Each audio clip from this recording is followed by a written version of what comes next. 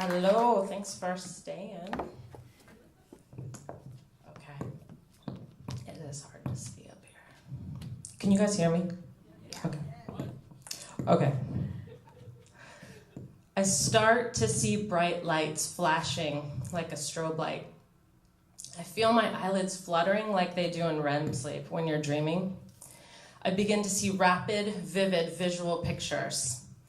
Without warning, my consciousness, myself, the place I'm thinking from, knowing myself as, suddenly flies out of my physical body and hovers 2 feet above me.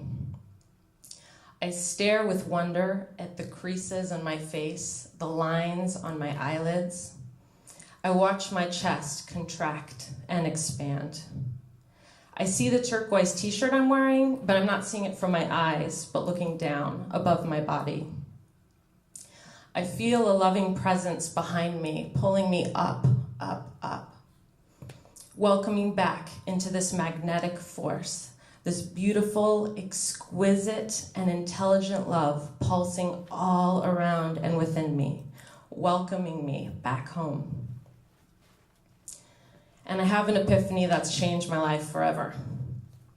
I am not my body. In grad school, after a lecture, I went outside to sit on the cool grass with the other students at lunch. My palms went cold. I felt nauseous. The sunlight raining down on me begins to strobe, the onset of a migraine. A caring friend ushered me into the small room out of the blinding sunshine. I then proceeded to enter into this drug-free, altered state where my consciousness left my body. The experience left me baffled. I grew up in an analytical, rational family. I never considered myself a spiritual person. Suddenly, in less than 5 minutes, my paradigm of how the world worked vanished. Up to that moment, I had devoted my life to my academic studies, an emerging practice as a Jungian psychotherapist, interpreting dreams with talk therapy. After this experience, I continued on with my practice, but secretly, I also began to bring into my sessions this new understanding of who we actually are. After this experience, I could literally feel and see the soul energy around my clients. I could feel in my body when my client was speaking connected to their soul or separated and constricted from fear. The soul energy is that always loving, still small voice that wants to inform the personality and guide the ego self back in a practical way to their true nature here on the planet. Besides focusing on the health and functioning of the personality, I was also focused on the reasons the spirit of the client came to the planet and what they most deeply wanted to serve here. I assist in lining their life up with that aim and intent. I was amazed to see how healing this was. My clients began feeling more alive, purposeful, and connected. I realized I didn't have a choice. I knew what I had to do. In his book, The Soul's Code, archetypal psychologist James Hillman introduced us to this idea of the acorn theory. Derived from Plato, the theory rests on the hypothesis that we all have an inner soul guide and voice, the daemon, pulling us towards our unique greatness. As the acorn holds the entire pattern of a grown, magnificent oak tree in its small, compact shell, we also have the blueprint from our soul contained within each of us, guiding and calling to us.